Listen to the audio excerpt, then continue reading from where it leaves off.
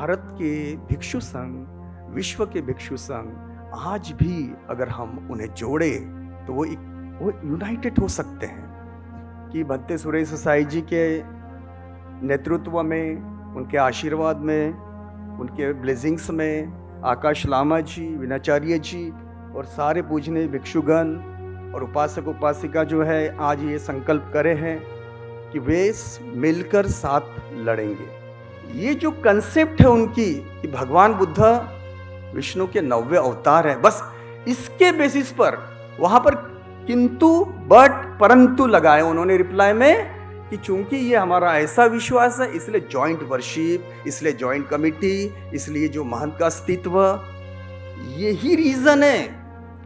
अब ये रीजन जो है हमें खंडन करना है इसका कि आस्था का जो ग्राउंड है, यहां प्रूफ है गैजेटियर्स में, गवर्नमेंट के रिकॉर्ड में कि सेंचुरीज टू सेंचुरीज जो है वहां पर भगवान राम की वर्शिप होती रही है, इसीलिए वहां राम टेम्पल ही बनना चाहिए।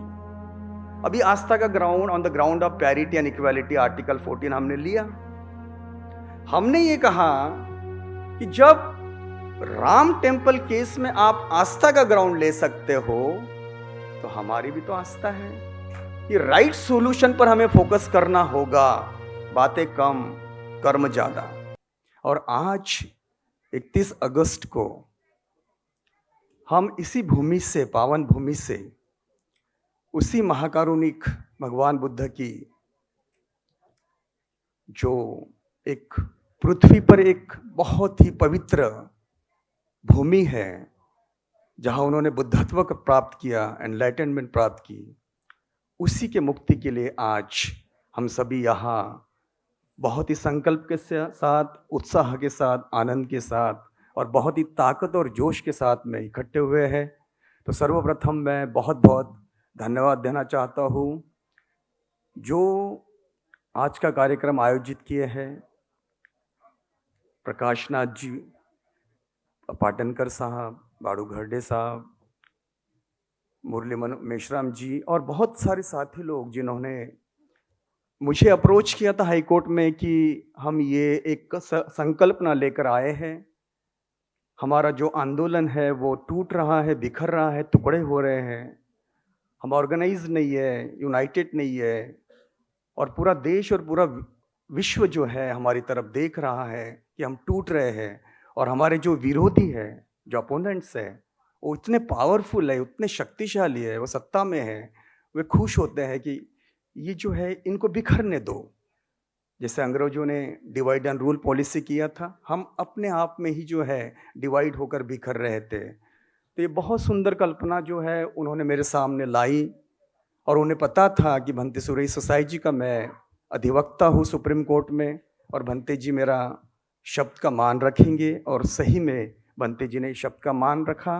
तो आज जो है हमें ये भव्य दृश्य और ये एक ऑगस्ट गैदरिंग जो है महसूस हो रही है और एक संकल्प इस पवित्र भूमि से निकल रहा है कि महाबोधि महाविहार हमें जीते जी चाहे कुछ भी कुर्बान करना पड़े। भंते विनाचार्य जी ने कहा कि हम मरेंगे नहीं जब तक मुक्त नहीं होंगे। ये संकल्प करना होगा, मरना ही होगा, मिटना ही होगा, टूटना ही होगा, परिवार को त्याग करना ही होगा, घर से निकलना होगा। हर एक की जो है ये व्यक्तिगत इंडिविजुअल रिस्पॉन्सिबिलिटी है, दायित्व है, जिम्मेदारी है। ये केवल इनकी जिम्मेदारी नहीं है भिक्षु वर्ग की। भिक्षु वर्ग भगवान बुद्ध के काल में भी 2500 साल पहले था, संघ था, यूनाइटेड था। आज भी 2500 साल तक वो यात्रा करता रहा है पूरे विश्व में। तो भारत के भिक्षु संघ, विश्व के भिक्षु संघ आज भी अगर हम उन्हें जोड़े तो वो यूनाइटेड हो सकते हैं। तो ये बहुत ही सुंदर अपॉर्चुनिटी है कि भगवान बुद्ध के कौच के लिए, मुक्ति के लिए हम जो है पूरे विश्व के न केवल भिक्षुगणों को लेकिन सारे जितने भी बौद्ध उपासक उपासिकाएं हैं, भारत के उपासक उपासिकाएं हैं, उन सबको हम एक कर सकते हैं। हम मिलकर फाइट कर सकते हैं। क्योंकि अगर हम सोचिए कि हम करोड़ों में हैं, लेकिन करोड़ों में आते नहीं आंदोलन करने। अगर पूरे विश्व को अगर हम आह्वान करें तो शायद अरबों है, लेकिन आते नहीं आंदोलन करने। काश अगर हमारे देश के ही करोड़ों बांधव, बौद्ध बांधव, भिक्षुगण आ जाए, मिल जाए, डिफरेंसेस छोड़ दे, ईगो छोड़ दे, अभिमान छोड़ दे। ये आपका कोई पर्सनल वैयक्तिक मिशन नहीं है। ये हजारों सालों की जो एक दास्तां इस देश के सत्ताधारियों ने हम पर जो ओढ़ी है, उससे मुक्ति है।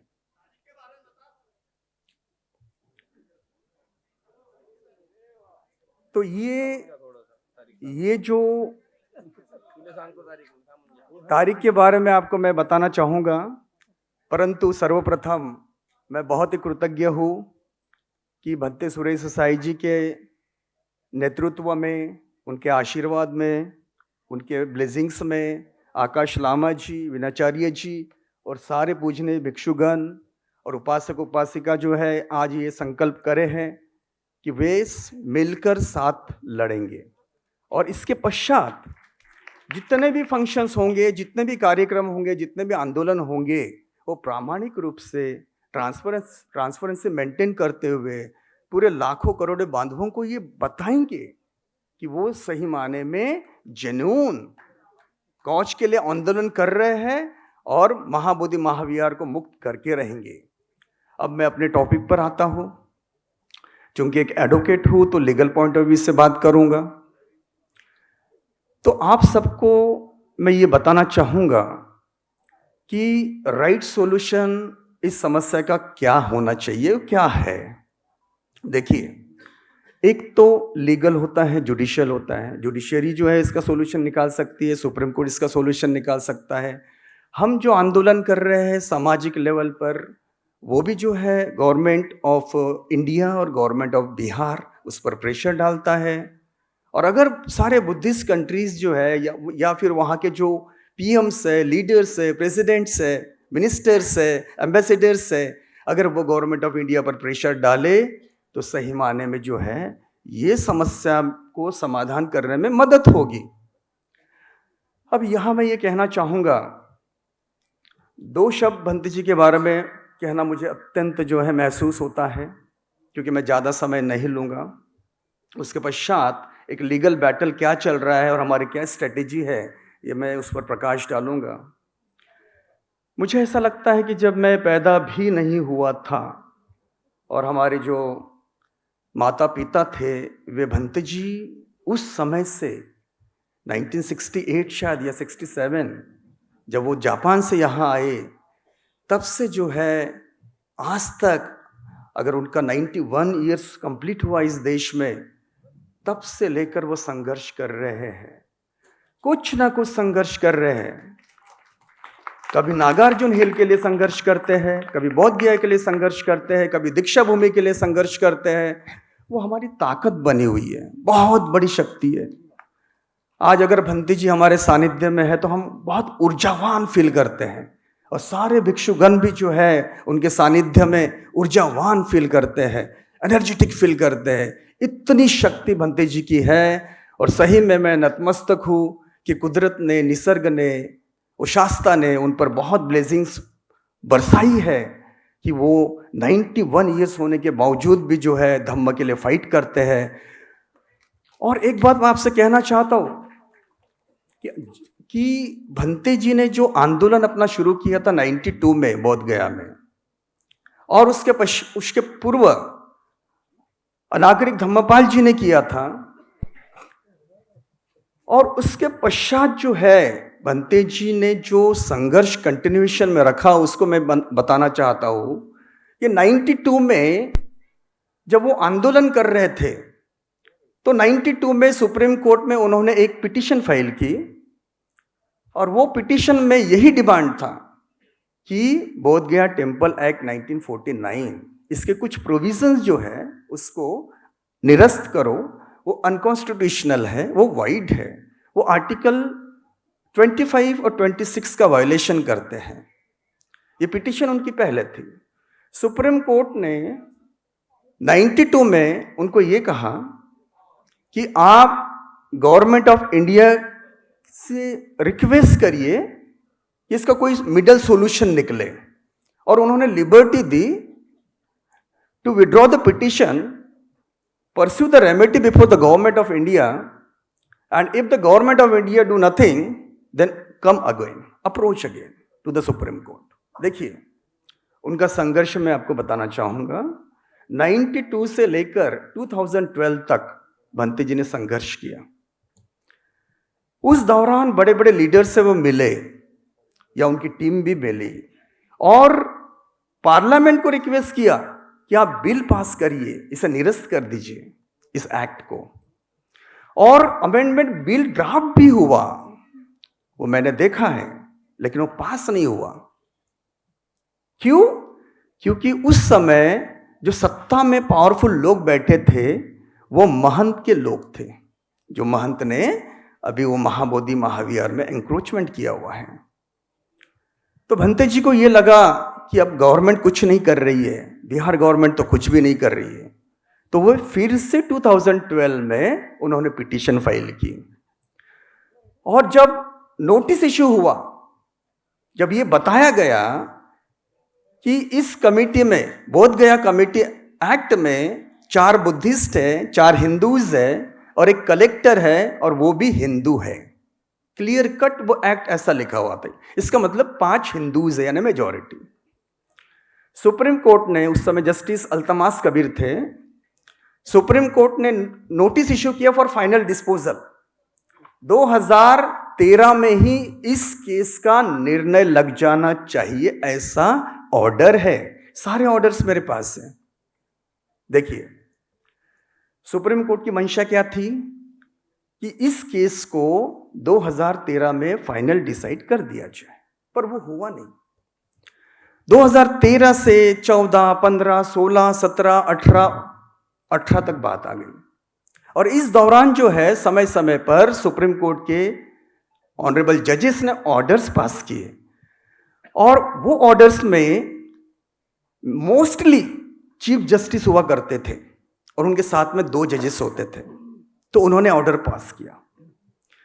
2018 में भी जब ऑर्डर पास किया तो 23 जुलाई 2018 को ये फाइनल डिसाइड हो जाना चाहिए, ऐसा वो ऑर्डर है। अब इसके बावजूद भी जो है वो 2018 में फाइनल नहीं हुई। अब देखिए इस दौरान भंते जी ने अपनी ताकत से बहुत बड़े दिग्गज लॉयर्स को वहां एंगेज किया था, मैं नाम नहीं लेना चाहूंगा। ये 10 साल से जो है भंते जी स्ट्रगल कर रहे, किसी को पता नहीं, और अगर पता होगा तो बहुत कम पता है कि उन्होंने किस प्रकार से बड़े बड़े दिग्गजों को हायर किया, लेकिन फिर भी वो केस फाइनलाइज नहीं हो सकी। उसके पश्चात चूंकि कुछ केसेस में दीक्षा भूमि के कर रहा हूँ, नागार्जुन हिल के कर रहा हूँ, कुछ पाली भाषा के किया, कुछ दलित शब्द के लिए किया, तो कुछ अच्छा कार्य जो है भंते जी ने देखा मेरे माध्यम से, तो उन्होंने मुझे एंगेज किया। ठीक 1 साल पहले किया होगा। और आकाश लामा जी भी जुड़े। हम 1 साल से जो है निरंतर प्रोग्राम्स करते रहे हैं, वीडियो कॉन्फ्रेंसिंग में बात करते रहे हैं। तो ये इशू जो है समय समय पर हम मिलकर अभी परसू कर रहे थे। और इस दौरान जब फर्स्ट टाइम 29 जून 2025 को ये केस लगी, तो कुछ इंटरवेनर्स भी हमारे बीच में जुड़े रहे। देखिए इंटरवेनर्स 92 में नहीं थे, 2012 में नहीं थे, 25 में आए। इस दौरान भंते जी अकेले फाइट करते रहे। चूंकि इंटरवेनर्स आए, आज 20 इंटरवेनर्स है, 20 और 2 इंडिपेंडेंट पिटीशंस है। अब हो क्या रहा है, 29 जुलाई को केस लगी और सुप्रीम कोर्ट ने ये कहा, 29 जून को, और सुप्रीम कोर्ट ने ये कहा कि आपको जो भी करना है अमेंडमेंट एप्लीकेशन करना है, आपको एप्लीकेशन करना है, आपको रिप्लाई फाइल करना है, आपको एफिडेविट फाइल करना, जो भी करना है आप 22 जुलाई तक करिए और 29 जुलाई को आपकी केस फाइनल हियरिंग के लिए होगी। इस तरह से जो है ये मोमेंटम आया। अब हम जो है ये स्टडी कर रहे थे कि स्टेट ऑफ बिहार ने रिप्लाई क्या फाइल किया। देखिए, रिप्लाई सबसे इंपॉर्टेंट होता है कि उनके पास पॉइंट्स क्या है, ग्राउंड्स क्या है, जजमेंट्स क्या है, प्रोविजंस क्या है, वो किस बेसिस पर ये कह रहे हैं कि ये बोध गया टेम्पल एक्ट 1949 ये लीगल है, ये कॉन्स्टिट्यूशनल है, ये किस बेसिस पर वो कह रहे हैं। तो उनका जो ग्राउंड है उस पर हमें क्रॉस करना, खंडन करना, रिबट करना ये अत्यंत जरूरी होता है। तो हम स्टडी में लग गए और करीब जो है 2 महीना हमने काफ़ी इसमें रिसर्च किया, स्टडीज़ किया। एक टीम बैठी, इंटेलेक्चुअल्स लोग आए, पीएचडी होल्डर्स लोग आए, डिस्ट्रिक्ट जजेस आए, एक एक पॉइंट पर हमने डिस्कस किया। और डिस्कस करने के पश्चात आज अगर हम आपको बताए तो बड़ी खुशी होगी आपको कि हमने 76 पेजेस की अमेंडमेंट एप्लीकेशन तैयार करके जो है हम फाइल कर रहे हैं और जिसमें सारे उनके ग्राउंड्स निरस्त कर दिए। आपको मैं बताना चाहूंगा कि उन्होंने एक ग्राउंड ये लिया है कि भगवान बुद्ध विष्णु के 9वें अवतार हैं, ये उनका ग्राउंड है। देखिए, वहाँ समितियाँ बैठी, कमिटीज़ बैठी, डेलीगेशंस आए, सिलोन के आए, उस समय महात्मा गांधी भी थे, राजेंद्र प्रसाद जी भी, बहुत सारे जो लीडर्स थे। और उन सब ने थॉरोली स्टडी किया, बहुत डेप्थ में इन्वेस्टिगेशन किया। उस समय तो यूनेस्को ने डिक्लेयर भी नहीं किया था वर्ल्ड हेरिटेज, लेकिन सब डिस्कस करने के बाद में उन्होंने ये कहा कंक्लूजन में कि बौद्धों का क्लेम जस्ट है, जस्ट राइट है, प्रॉपर है। ये उन्हीं का रिप्लाई है। देखिए हम कैसे पॉइंट्स पकड़ते हैं। अब यहां उन्होंने एडमिट कर दिए हैं, ये एडमिट कर दिए हैं कि भगवान बुद्ध वहां एनलाइटेंड हुए, सम्राट अशोक ने महाबोधि महाविहार की स्थापना की और सेंचुरीज टू सेंचुरीज जो है वहां बुद्धिस्ट वर्शिप हो रही है, प्रैक्टिस हो रहे हैं, मेडिटेशंस हो रहे हैं, परित्राण सब हो रहा है। फिर कब जो है हिंदूज लोग वहां एंक्रोच किए, वो कहते हैं अपने रिप्लाई में कि 1727 को मोहम्मद शाह ने फरमान इशू किया। उस समय मुगल एम्परर होते थे, फरमान इशू करते थे। 2 गांव दिए गए, उसमें से एक गांव जो है इसको तरादेह कहते हैं, उस गांव में महाबोधि महाविहार था। अब देखिए, भगवान बुद्ध के एनलाइटनमेंट के बाद में जब सम्राट अशोक ने वहां महाबोधि महाविहार बनाया और उसके पश्चात जो है सेंचुरीज टू सेंचुरीज जो है वहां वो प्रिस्टीन प्यूरिटी में बुद्धिस्ट प्लेस ही है महाबोधि विहार। वहां कोई शिवलिंग नहीं है, वहां कुछ कोई अवशेष नहीं हिंदू के। तो इसका मतलब ये हुआ कि 18वीं शताब्दी तक वो इंटैक्ट था, प्योर था। ये जो है एनक्रोच किए, इम्प्योर कर दिए, पोल्यूट कर दिए। और धीरे धीरे जो है इन्होंने एंक्रोचमेंट शुरू किया है। शुरुआत में महाबोधि महाविहार के अंदर एंक्रोचमेंट नहीं था, आसपास के एरिया में उन्होंने एंक्रोचमेंट किया। कनिंगम, अलेक्जेंडर कनिंगम की रिपोर्ट क्लियर कट कहती है कि उस समय ये महंत का कोई अस्तित्व वहां अंदर नहीं था। डॉक्टर काने का जो है रेफरेंस हमने लिया, बड़े बड़े हिस्टोरियंस को जो है हमने स्टडी किए, लेकिन वहां कोई भी जो है ये अस्तित्व उनका नहीं बताता है कि वहां पर जो है किसी भी प्रकार से महंत की प्रॉपर्टी है या वहां कोई शिवलिंग है या हिंदू के अवशेष है। कोई भी हिस्टोरिकल रेफरेंसेस नहीं बोलता, आर्कियोलॉजिकल रेफरेंस भी नहीं बोलता। तो ये जो इतिहास है, इतिहास टोटली हमारे फेवर में है। केवल ये जो कंसेप्ट है उनकी कि भगवान बुद्ध विष्णु के 9वें अवतार है, बस इसके बेसिस पर वहां पर किंतु बट परंतु लगाए उन्होंने रिप्लाई में कि चूंकि ये हमारा ऐसा विश्वास है, इसलिए जॉइंट वर्शिप, इसलिए जॉइंट कमिटी, इसलिए जो महंत का अस्तित्व, यही रीजन है। अब ये रीजन जो है हमें खंडन करना है, इसका फाउंडेशन ही जो है तोड़ना है। अगर उनका पॉइंट है, बाकी कोई पॉइंट नहीं, सब एडमिट कर रहे हैं, वो सब एडमिट कर रहे हैं, और जो भी कह रहे हैं वो रिप्लाई में वो कॉन्स्टिट्यूशन के पहले की बातें हैं। हिस्टोरिकल क्या हुआ, डॉक्टर राजेंद्र प्रसाद के चेयरमैनशिप में अनागरिक धम्मपाल भी प्रेजेंट थे और उनके साथी भी थे वगैरह, बहुत सारी दलीलें उन्होंने वहां दी है, ये कंसेंट से हुआ है। क्यों? क्योंकि हाई कोर्ट और सूट ये वगैरह जो कुछ भी है महंत के फेवर में है, इस तरह की जो है दलीलें दिए हैं। ये सारी बातें संविधान के पहले की है, और इसलिए संविधान भी बाबा साहब का हमारे फेवर में है। कहता है आर्टिकल 13 कि ऑल लॉज, इस देश के कोई भी कानून हो, नियम हो, ऑर्डिनेंसेस हो, बायलॉज हो, लॉज हो, all laws are if inconsistent and abridges and violate and infringes the fundamental rights which are enshrined in part 3 of the Constitution of India are void. ये शब्द है void, null and void. अब ये article 25 जो है ये तो constitutional fundamental right है हमारा सभी बौद्धों का, इस देश के सभी माइनॉरिटीज का है, चाहे क्रिश्चियन हो, मुस्लिम हो, सिख हो। सिखों के साथ में भी यही प्रॉब्लम था, उन्होंने सॉल्व कर दिया, उसमें भी मिक्सअप था, अभी वो सिख हैं। इसी प्रकार से ये जो इशू है, ये इशू में हमारा कॉन्स्टिट्यूशन हमारे साथ में है। और मैं एक बात और भी यहाँ कहना चाहूँगा कि कुछ रिसेंट जजमेंट हुए हैं, वकील हूँ इसलिए जो है ये आपको बताना ज़रूरी समझता हूँ कि 2-3 बहुत सुंदर जजमेंट्स हुए हैं जो हमारे केस को और कवर करते हैं, स्ट्रॉन्ग बनाते हैं, और हम जो है likely to win the case in the Supreme Court, likely to win. ये जजमेंट कौन से हैं?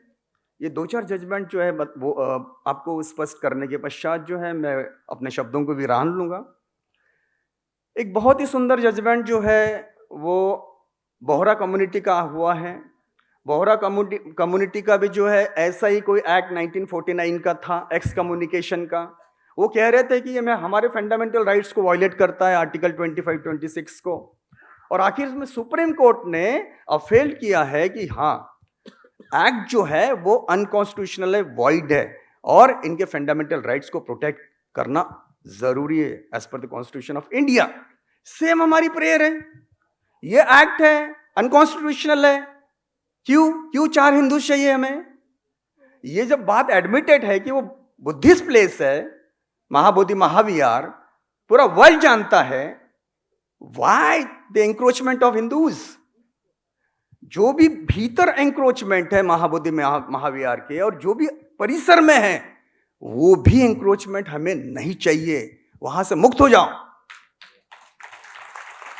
और जिस प्रकार से राम टेम्पल केस में आस्था के ग्राउंड पर जब चंद्रचूड़ साहब ने रिटायर होने के बाद में अपने गांव में ये कहा कि हे देवा सांगा कि मैं काय करूं, काय सॉल्यूशन काढू, तो उनको सॉल्यूशन मिला है वहां उस दैवी शक्ति से, शायद संविधान से नहीं,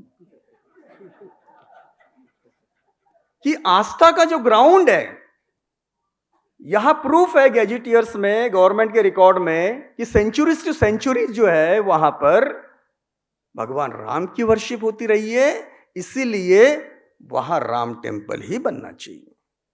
अभी आस्था का ground on the ground of parity and equality article 14 हमने लिया। हमने ये कहा कि जब राम टेम्पल केस में आप आस्था का ग्राउंड ले सकते हो, तो हमारी भी तो आस्था है। आस्था में क्या भेदभाव कि हिंदू की है कि मुस्लिम की है कि बौद्ध की है? आस्था आस्था है, रेशियो है, प्रिंसिपल है, constitutional morality. You have to follow the constitutional judicial discipline. तो हमने भी यही कहा, हम वहाँ हजारों सालों से वर्शिप करते हैं और इसलिए ये हमारी ही भूमि होनी चाहिए और यहाँ हमारी ही जो है स्वतंत्रता होनी चाहिए, हमारी आज़ादी होनी चाहिए।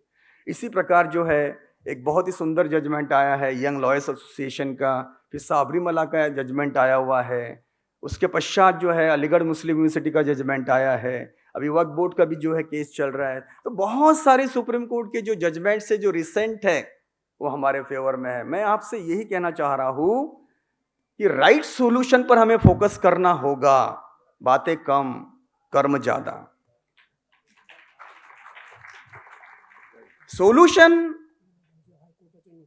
सोल्यूशन अगर सुप्रीम कोर्ट से अगर निकल रहा है तो वो राइट सॉल्यूशन हो गया।